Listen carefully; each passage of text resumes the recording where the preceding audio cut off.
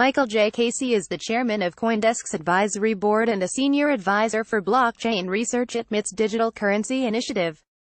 The following article originally appeared in CoinDesk Weekly, a custom-curated newsletter delivered every Sunday exclusively to our subscribers. I want to quash this false narrative that's been going around for the past 2 years that you can separate blockchain from crypto. You can't. No, that's not a Bitcoin maximalist, a hodler or a crypto anarchist talking. It's a regulator. And Swapnendu Mohanty, the chief fintech officer of the Monetary Authority of Singapore, I wasn't preaching to the crypto-converted, either, when he issued this reminder that native tokens are integral to a decentralized blockchain. Rather, he was addressing a room full of curious but wary central bankers and international development officials, all of whom were attending a G20 forum in Riyadh, Saudi Arabia on technology and financial inclusion. It was refreshing to hear someone in the official sector take issue with the simplistic blockchain without Bitcoin refrain that gets sold to corporate and government leaders who don't always realize that their problems might be better solved with a less cumbersome, distributed database. That wasn't only because it's important for people to understand how native digital tokens are an integral part of the incentive and security models upon which open, permissionless and censorship-resistant transaction recording systems are built. It was also because Mohanty's intent was to help shape sensible crypto regulation. He was urging regulators to adopt nuanced policies that recognize certain crypto tokens belong to a new type of technology for improving economic coordination, one that can't be jammed into a decades-old securities law framework. And it's also encouraging to see evidence that he's not alone in thinking this way. Various regulatory authorities around the world are opening up to the idea that, when tokens have a clearly functional role within a blockchain network, it's better to manage them with existing consumer protection and anti-money laundering laws than with burdensome securities regulation. To be sure, they're doing so somewhat nervously. Many are understandably concerned about investors being duped by scammy ICOs in Wild West token markets. Nonetheless, their gradual yet earnest attempts to define these concepts open the door to blockchain technology's more meaningful integration into the global economy. Forward-thinking states here, Singapore's central bank is leading the way. In a March speech, MAS Managing Director Ravi Menon laid out a clear rationale for distinguishing good tokens from the bad and the ugly. The Swiss Financial Market Supervisory Authority, or FINMA, has also been proactive. It came up with a useful taxonomy that divides tokens into 3 categories: payment tokens, Bitcoin, Litecoin and Co., utility tokens, Ether and, in theory at least, various kinds of ERC-20 tokens, and asset tokens, with only the latter being subject to securities laws. Other developed country jurisdictions are also wading in. Both Malta and the UK dependency Gibraltar have shown an open regulatory posture toward ICOs and token exchanges. Meanwhile, Caribbean countries such as Bermuda are developing regulatory frameworks for tokens that would promote blockchain innovation while preserving their status as trusted domiciles for foreign financial institutions. Governments are also taking action at the provincial level. Wyoming's state legislature passed legislation defining utility tokens as a new asset class and exempting them from securities regulations. Until last month, it appeared that the U.S. Securities and Exchange Commission was taking the exact opposite approach. In February, Chairman Jay Clayton, speaking before the Senate, said, "I believe every ICO I've seen is a security." The implication was clear: most, if not all, of the hundreds of tokens already sold in this manner should have registered with the SEC and complied with related disclosure and compliance requirements. In stoking fears of a dragnet approach from the SEC against all tokens, this statement prompted ICO issuers to ring-fence themselves from the U.S. markets. It also gave a boost to purveyors of security tokens, who don't pretend to be inventing anything more than a more efficient means of selling securities to investors. But since then, the SEC has also softened its stance. Clayton later told CNBC that Bitcoin would not be classified as a security. And then, in a landmark speech last month, William Hinman, the SEC's director of the Division of Corporate Finance, answered a question that had been nagging the Ethereum community.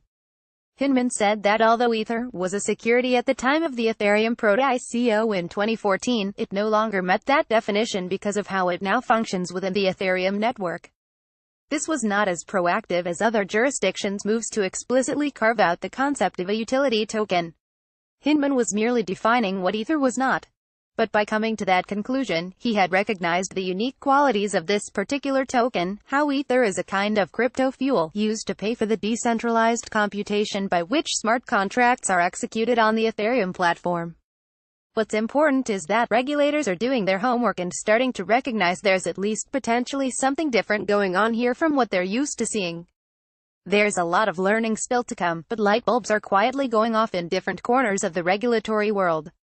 Whether you're in the camp that welcomes regulatory clarity to foster public confidence in this technology, or among those in the crypto community who see government engagement as anathema to a system of money originally designed to bypass the state, this emerging regulatory awareness represents a seminal moment.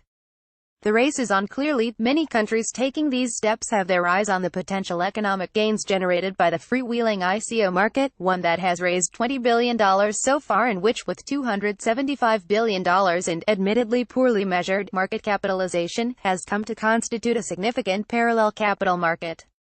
There are tax windfalls to be had, and there's the real prize of attracting innovation to their shores. They need to be careful, though, as this is an exceptionally fleet-footed form of capital. They risk encouraging global regulatory arbitrage. When a technology is as geography agnostic as this, its users will often choose their home base depending on where regulation is lightest, stoking competition among jurisdictions. Given the inordinate number of scammers in the ICO business, the danger is that the worst players gain too much freedom and, by extension, too much influence over how this industry is broadly perceived. In times past, U.S. regulators could rise above such problems. The sheer amount of money raised in the U.S. left global actors with no option but to comply with their rules just to ensure access to it. But with foreign capital markets deeper in the age of globalization, globally distributed blockchain development teams are deciding that the U.S. just might not be worth it. We are already seeing ICO issuers deciding that they can comfortably raise all they need from Asian investors. Where this is all pointing, I hope, is to a coordinated international effort to better harmonize the regulatory approach. Mohanty told me he sees 6 or so of the world's more important regulators coming to a broad agreement on utility tokens and on what distinguishes them from payment and security vehicles. There's a need, for example, to define pressing questions about what level of platform functionality, and when, a token must have to earn exempt utility status. And, beyond the securities laws exemptions, regulators should agree on strategies to apply existing consumer protection laws to ensure that ICO issuers are still held to account for the promises they make to people who put money into their token-free sales. Some have forcefully argued that carving out explicit legislative definitions of a utility token, a la Wyoming, overly constrains innovators to those definitions and creates contradictions across jurisdictions. Better to rely on existing laws than to add to the body of legislation, they say.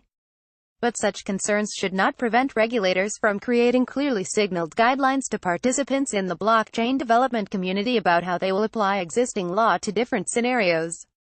There is still a lot of work needed to improve and scale blockchain technology and to foster broad confidence among future buyers of crypto tokens.